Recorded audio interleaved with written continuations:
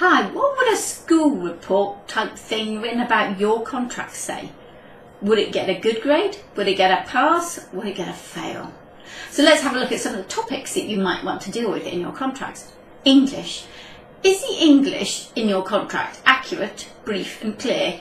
Or is it a bit waffly, a bit too much chit chat and not enough focus? That's what I used to get on my school reports. So, maths.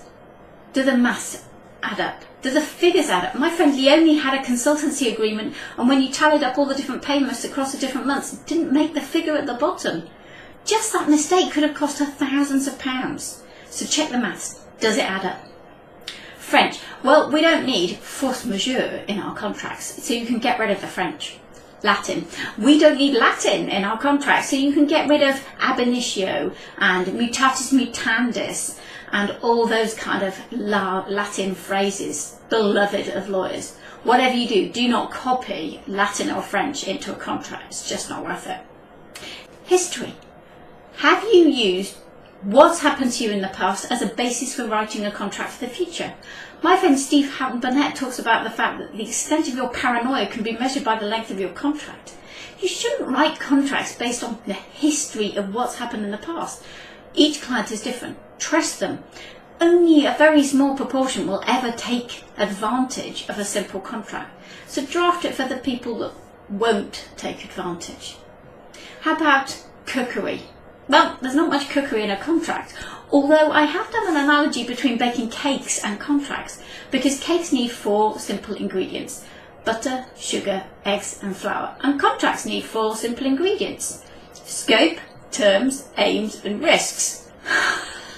So there is an element of cookery in a contract. How about ICT? Well, does your contract really need printing off hard copy, signing wet and scanning and returning? Or could you send a proposal to a client and an email line that just says, if you agree to these terms, please send me an email back saying, yes, we agree, and print your names so that I know who's involved. Or you could use something more electronic, like a job form contract, like the privacy notices on my website. Or you could go the whole hog and go to DocuSign, which is a verifiable electronic signing. So we've got ICT. How about design technology? Well, you might not think there's much design involved, it's just word processing in contracts. But that's not true anymore. We have people like Stefania Passera and the IACCM who are working hard on design thinking and how legal design can change the way we read, understand and use contracts. We know that if you put visuals and flowcharts and timelines and graphs and tables in, people are more likely to read, use and understand them. That's perfect. That helps us avoid disputes. So what else are we missing? Sport. Oh, contracts are not really a sport in the correct sense, but they are a team game.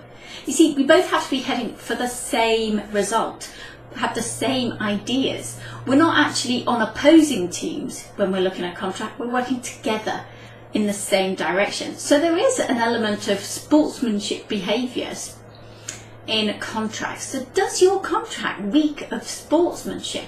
Or does it reek of opposition? So those are the sort of ways you can measure a contract if you were looking at it from a kind of a school report way. Overall, lacks focus, needs a bit more work, missing a bit of direction. What would your school report say about your contract? Because if it doesn't say A grade, grade 9, or whatever the system you've got for grading is, then maybe you need to go back to the drawing board and put a little bit more hard work in to refine the edges.